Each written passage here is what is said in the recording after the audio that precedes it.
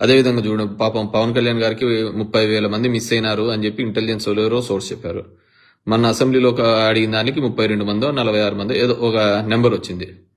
అంత 2 డిజిట్ నెంబర్లోకి వచ్చింది. 30,000 ఎక్కడా, 32 ఎక్కడా అని. దాని గురించి అసలు మాట్లాడే వాళ్ళే లేరు. మా వాలంటీర్లందరూ కిడ్నాప్ చేసినారన్నారు. మా వాలంటీర్లందరూ ఎత్తకపోయినారు. ఇవన్నీ అసలు చాలా ఇంపార్టెంట్ సోర్స్ చెప్పినారు అని చెప్పేసి అన్నారు. ఏం చేస్తాము, అది ఇది కాదు అని చెప్పే పరిస్థితి లేదు. అంత ఇబ్బందికరమైన పరిస్థితిలో ఉంది. పాపం వాలంటీర్లకు అందరికీ 5,000 జీతం అంటారు. అంటే లేదు, మేము 10,000 చేస్తామని. ఇప్పుడు చూస్తే అసలు వాలంటీర్లు అనే వ్యవస్థే లేదు. అసలు అట్లాంటి వాళ్ళు ఎవరున్నారు బా అన్నారు. నో డౌట్ వాలంటీర్ల వల్ల పొలిటికల్ గా there is a loss to YSR Congress party political గా. బట్ నో డౌట్ వాలంటీర్ల వల్ల జనాలకు మేలు జరిగింది. సంక్షేమం కార్యక్రమాల విషయాల్లో వదిలిపెట్టండి.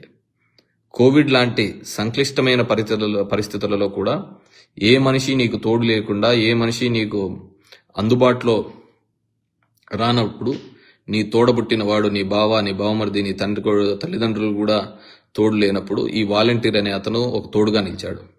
ఈ సచివాలయ వ్యవస్థ అనేది తోడుగా నిలిచినాడు. సరే, డెఫినెట్ గా పొలిటికల్ సిస్టమ్ లో అంత ఒక రిఫార్మ్ వచ్చినప్పుడు ఈ రాజకీయ వ్యవస్థను కంప్లీట్ గా పక్కన పెట్టి ఆ వ్యవస్థతో పనిచేయడం వల్ల క్యాడర్ అంతా ఒక నిరుత్సాహంతో గురి కావడము, దానివల్ల జరిగిన వైపరీత్యాలన్నీ కూడా చూడడం జరిగింది. సో ఆ విధంగా ఉంటుంది వీళ్ళ పరిస్థితి కూడా.